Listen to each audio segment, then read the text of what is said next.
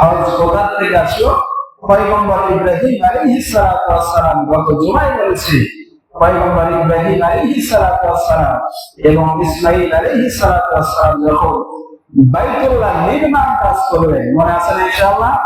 বাইতুল্লাহ যখন নির্মাণ কাজ সমাপ্ত করলেন, আল্লাহ তাআলা তখন পয়গম্বর ইব্রাহিম আলাইহিস সালাতু ওয়াস সালামকে বললেন, পয়গম্বর ইব্রাহিম ওয়া'আযিম ফিন নাসি বিল হজ, আপনি মানুষকে হজের জন্য আযান দেন, হজের জন্য ডাকেন, সুবহানাল্লাহ। তারা যেন পায়ে হেঁটে এবং উটনীতে চড়ে, উটের পিঠে চড়ে যেন বিভিন্ন দূর দূরান্ত থেকে বাইতুল্লাহ হজ করার জন্য আসে, সুবহানাল্লাহ। সম্মানিত হাজির, পয়গম্বর ইব্রাহিম আলাইহিস সালাতু ওয়াস সালাম বললেন, আল্লাহ, আমি হজের জন্য আযান দিব, ওই জায়গায় কোনো লোকজন নাই, কোন মানুষ নাই, বহু জনমানব এই এলাকা, আমরা পিতা পুত্র ছাড়া কোনো মানুষ নাই। আর আমি পয়গম্বর ইব্রাহিমের আওয়াজ বেশি নয়, যে আওয়াজটা পৃথিবীর আঁচে কাছে সরে যাবে, কাদেরকে আযান দেব, কাদেরকে ডাকবো, আল্লাহ তাআলা জানাই দিলেন, পয়গম্বর ইব্রাহিম আযান দেওয়ার দায়িত্ব তোমার, আর এই আওয়াজ পৌঁছানোর দায়িত্ব আমি আল্লাহ, সুবহানাল্লাহ।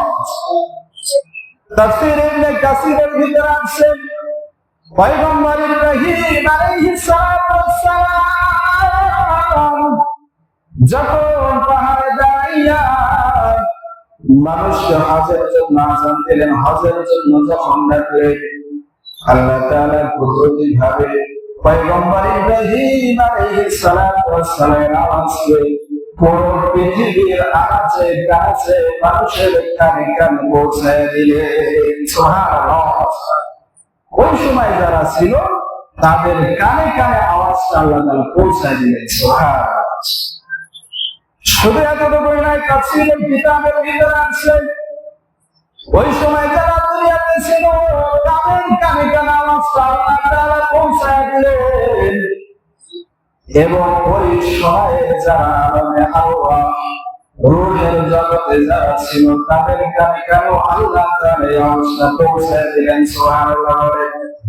ওই সময় যারা মায়ের গর্ভে, মায়ের পেটে যারা ছিল তাদের কানে কানে আল্লাহ তাআলা এই পয়গম্বর ইব্রাহিম আলাইহিস সালাতু ওয়াস সালামের হজ্জের আযান, হজ্জের আওয়াজ প্রত্যেকের কানে কানে আল্লাহ তাআলা পৌঁছায় দিলেন, সুবহানাল্লাহ।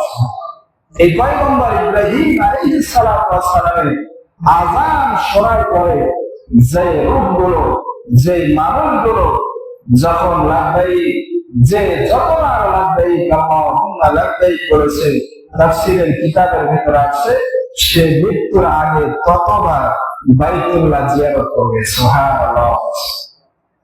হে ততবার কি করবে? বাইতুল্লাহ জিয়ারত করবে। যারা রূহের জগতে ছিল, রূহের জগৎ থেকে যারা লাব্বাইকের সাড়া দিয়েছে, অথবা মায়ের পেটে যারা ছিল, যারা মায়ের পেট থেকে পয়গম্বর ইব্রাহিমের ডাকে জবাব দিয়েছে, লাব্বাইক বলেছে, পুরো বিশ্বের ভিতরে যে মানুষগুলো ছিল তারা পয়গম্বর ইব্রাহিম আলাইহিস সালাতু ওয়াস সালামের আযান শোনার পরে যে যতবার লাব্বাইক আল্লাহুম্মা লাব্বাইক আওয়াজ দিয়েছে, আল্লাহ তাআলা তার কপালে ততবার বাইতুল্লাহ হজ করা নসিব করে রেখেছেন, সুবহানাল্লাহ।